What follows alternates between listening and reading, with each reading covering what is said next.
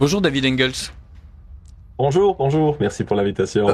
Merci à vous d'accepter une fois de Avec plus de plaisir. venir nous livrer vos chroniques. Nous parlions justement d'un sondage sur Marine Le Pen avec les auditeurs de Radio Courtoisie et ceux qui participent à nos sondages qui, majoritairement, aux 2/3, n'ont aucune envie d'aller manifester pour Marine Le Pen. Oui, oui, tout à fait. Ben, sans grande surprise, je vous parlerai également aujourd'hui de l'exclusion de Marine Le Pen de la course présidentielle qui a été un choc pour bon nombre de citoyens français alors qu'elle était prévisible depuis très longtemps. Alors, exactement comme on vient de l'entendre, je ne sais pas quelles réactions vous ont le plus étonné sur les réseaux sociaux, mais moi, en tout cas, j'ai surtout été frappé par l'illogisme de ceux qui considère cette exclusion comme une juste punition pour la politique de dédiabolisation du RN ou même comme sa conséquence. Une attitude assez bizarre, j'avoue, car il est certain que sans cette tentative de modération, supposée l'aider pour accéder à un électorat plus large, le RN n'aurait probablement jamais atteint l'importance qui lui a valu ce traitement inique. Un parti plus radical aurait été moins dangereux pour le système au pouvoir, du moins aussi longtemps que la situation économique du pays joue en faveur d'un électorat plutôt centriste. Mais nous voilà déjà en plein cœur du débat. Comment un parti de droite non aligné sur le système peut-il arriver au pouvoir dans un pays comme la France? Alors les uns mettent en avant la nécessité de s'adapter autant que possible au système afin d'attirer un maximum d'électeurs et éviter l'opposition frontale des élites et des institutions au pouvoir. La question qui se pose ici est évidemment celle de l'utilité politique d'une telle démarche stratégique qui risque de trahir toute véritable originalité idéologique au profit d'un pouvoir qui, une fois obtenu, ne pourra pas être exploité tellement il se sera déjà auto-limité à l'avance.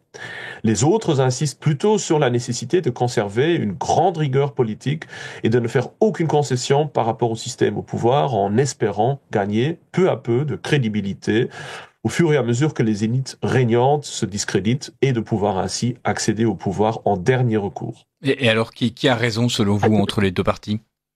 Je crois que les deux se trompent. Partout en Europe, il est devenu clair que le système politique en place ne permet à la droite d'accéder au pouvoir qu'au prix de concessions immenses. Et ceci seulement dans le cadre de coalitions gouvernementales relativement instables et cadenassant sérieusement la marge de manœuvre des populistes. Pensons par exemple à l'Italie, où Giorgia Meloni doit faire preuve d'une prudence extrême pour se maintenir au pouvoir, ou aux Pays-Bas, où Geert Wilders a dû exclure sa participation personnelle au gouvernement et instituer un gouvernement d'experts non politiques. Et partout là où la droite domine encore véritablement la société, comme jadis en Pologne, et comme maintenant en Hongrie, en Slovaquie ou en Roumanie, les mesures de rétorsion sont extrêmement violentes. Ainsi, la droite polonaise a été littéralement démolie par l'action conjointe de Berlin et de Bruxelles et se trouve actuellement réprimée à un point inouï par les mesures de rétorsion du gouvernement de Donald Tusk. La droite hongroise est l'objet de sanctions et mesures gravissimes et ne se maintient qu'au prix d'un flirt assez problématique avec la Chine, la Turquie et la Russie.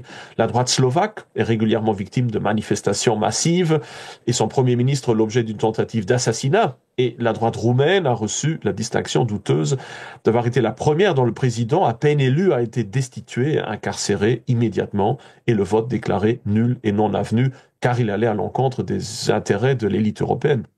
Dès lors, qui a vraiment pu croire que le système politique au pouvoir en France se laisserait si simplement écarter du gouvernement par la montée apparemment inexorable du RN, d'autant plus qu'il s'agissait ici non pas du risque de voir le RN accéder à un ou deux portefeuilles ministériels, mais à la présidence de la République avec tout le pouvoir qu'elle confère. Sans vouloir être trop cynique, nous ne pouvons que nous rappeler la célèbre boutade de Tucholsky, selon laquelle les élections, si elles permettaient de changer vraiment les choses, auraient déjà été interdites depuis longtemps. Ainsi, ce qui est vraiment étonnant, ce n'est pas l'exclusion de Marine Le Pen de la course présidentielle, mais plutôt que qui que ce soit ait pu croire qu'il en serait autrement. Et c'est précisément pour cette raison que le RN n'arrivera jamais au pouvoir, ou s'il est réussi, puisse changer grand-chose aux grandes tendances en cours. Non seulement en France, mais partout en Europe, les partis dits populistes sont les derniers à être toujours persuadés de vivre dans une démocratie où non seulement il suffirait d'atteindre une majorité des votes pour exercer le pouvoir, mais aussi où on les laisserait arriver à une telle situation sans encombre majeur. De ce point de vue, les populistes sont probablement les derniers démocrates et dès lors nettement moins modernes dans leur vision du pouvoir que les partis établis qui ont compris depuis longtemps que les majorités n'étaient rien et que le contrôle des institutions, l'instrumentalisation des médias et l'obéissance aux intérêts des grands groupes financiers étaient tout. Alors, avec votre perspective, on a l'impression que le RN est un parti nettement plus anachronique en fait que le système établi par le président Macron. Tout à fait, tout à fait. Même si nous devons insister sur le fait que M. Macron lui-même n'est évidemment qu'un pion parmi de nombreux autres au service du maintien d'un certain équilibre politique permettant la continuité du grand jeu qui se déroule devant nos yeux. Un grand jeu dont les règles et objectifs ne sont probablement même pas connus ou conscientisés par tous ces acteurs, mais qui n'en reste moins une véritable réalité avec des règles assez strictes. Espérer faire basculer un pays important comme la France vers la droite par une simple élection politique s'apparente à la naïveté dangereuse. Du moins si un tel basculement n'est pas dans l'intérêt stratégique des grands de ce monde ou de certains d'entre eux, car il serait aussi naïf d'assumer que nos dirigeants agissent comme un bloc unitaire et solide. Et cet intérêt ne semble pas d'actualité, car l'Europe est censée rester sous l'emprise de la gauche politique pour former un contrepoids à l'expérimentation principale qui est celle de laisser gouverner les États-Unis par Donald Trump. Une expérimentation non pas totalement volontaire, mais qui cache tout de même certains enjeux économiques et financiers qui sont tout sauf contraires à l'élite actuelle et au sujet desquels nous spéculerons probablement une autre fois. Mais alors, quelles seraient les conditions d'accès d'un pouvoir véritablement de droite en France ? La réponse est très simple, du moins vu avec toute la distance froide qui sied à l'historien des grandes civilisations.